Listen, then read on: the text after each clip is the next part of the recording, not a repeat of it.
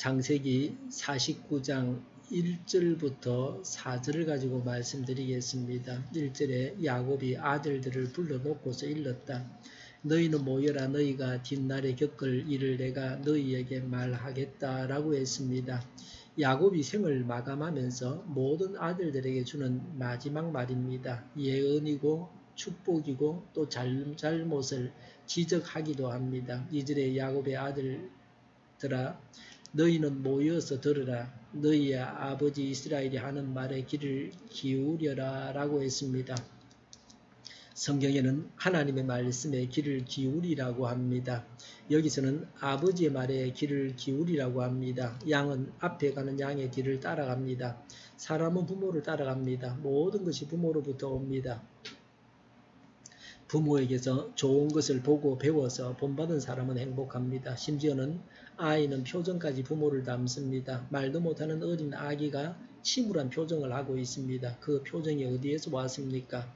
그 어머니의 표정을 보고 그대로 따라하는 것입니다. 야곱이라는 동일한 아버지에게서 12명의 다른 운명을 지닌 아들들이 있었습니다.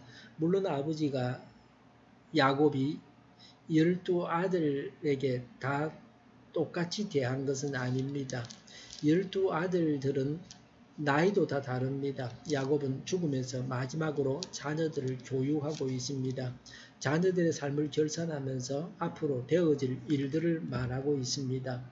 부모는 자녀를 신앙적으로 지도하는 자입니다. 야곱은 본래 사기꾼이요 속이고 빼앗는 자였습니다. 가정 안에서 그런 잘못을 저질렀습니다. 오랜 세월 동안 야곱은 자신이 지은 죄만큼의 고통을 당했습니다. 노년에 이르러서 야곱은 성숙한 모습을 보여주고 있습니다. 그래서 자녀들을 바른 길로 지도하고 있습니다. 야곱은 죽는 순간까지 자녀들을 바른 길로 인도하고 있습니다.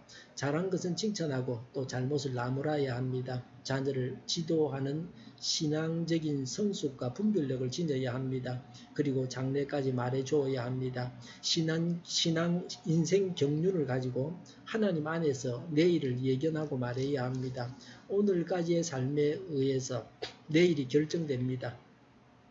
이 세상에서 어떻게 사느냐에 따라서 다음 세상에서 어디로 가서 어떻게 살지가 정해집니다. 그래서 이 세상이 중요합니다. 우리는 이 말씀을 통해서 하나님께서 우리에게 하시는 말씀을 들어야 합니다. 우리에게는 야곱의 각 아들과 같은 면이 조금이라도 있을 것입니다. 그래서 다 내게 하시는 말씀으로 받을 수 있습니다. 3절에 르우벤아 너는 나의 맏아들이요 나의 힘 나의 정력의 첫 열매다.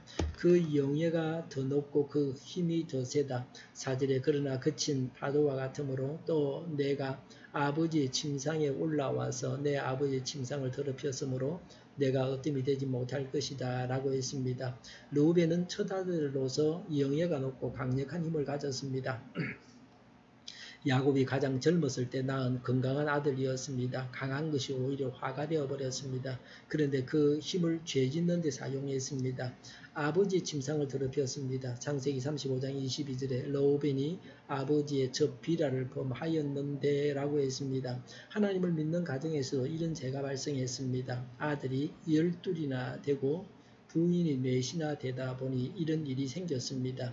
에브라임과 므낫세가 야곱의 양자가 되었습니다. 에브라임은 르우벤의 손자 나이 정도 되었을 것입니다. 르우벤은 성범죄자입니다.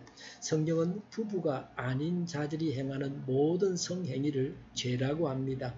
성적으로 타락한 세상에서는 이런 성범죄를 죄가 아니라고 합니다.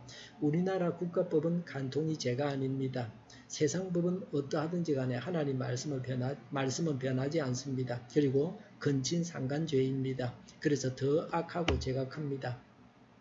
근친상간은 가정 파괴죄입니다. 가정 안에서 일어나는 성범죄는 무섭습니다. 가정의 일이라 범죄 사실을 말하기조차 힘듭니다. 세상에 드러나 알려진 것은 빙산의 일각입니다. 그래서 르우벤은 장자가 되지 못합니다. 어뜸이 되지 못한다는 말이 그것입니다. 이 세상을 어떻게 살아도 상관없는 것이 아닙니다. 국가법에 의해서 심판을 받지 않아도 하나님께서 정의로 심판하십니다. 계산하실 분이 하나님이십니다. 하나님께서 마지막 날에 어떻게 하실지를 야곱이 미리 보여주 주고 있습니다. 하나님은 행한 대로 갚으십니다. 선을 행한 자는 상을 받고 악을 행한 자는 벌을 받을 것입니다. 상과 벌은 이 세상에서 받기도 합니다. 자녀의 잘못을 책망하고 잘한 것을 칭찬해서 바르게 지도하는 부모가 되어야 합니다. 오늘 우리의 삶이 하나님께서 보실 때에 아름다워야 합니다. 우리의 일생이 하나님께서 보실 때에 아름다워야 합니다. 자녀의 잘못을 책망하고 또 바르게 지도해야 합니다. 기도하겠습니다. 자녀의 잘못을 책망하고 잘한 것을 칭찬해서 바르게 지도하는 부모가 되게 하여 주시옵소서. 오늘 우리의 삶이 하나님께서 보실 때에 아름답게 하여 주시옵소서. 우리의 일생이 하나님께서 보실 때에 아름답게 하여 주시옵소서. 오늘도 드려지는 예배를 주장하시고 하나님으로 영광을 받으시옵소서. 교회로 하는 발걸음을 주장하시고 악한 마귀가 틈타지 못하게 하여 주시옵소서. 우리 동료교회가 만군을 지하게 하여 주시옵소서. 예수 이름으로 명하노니 모든 병만은 물러가고 몸의 모든 부분들을 온전하게 될지어다. 신유의 기적을 베푸셔서 지금도 저희의 질병을 고쳐주시옵소서. 저희와 교회와 나라의 민족을 불쌍히 여겨주시옵소서. 독재는 그림 무너지고 평화 통일을 이루고 민족 번영의 길로 나아가게 하여 주시옵소서.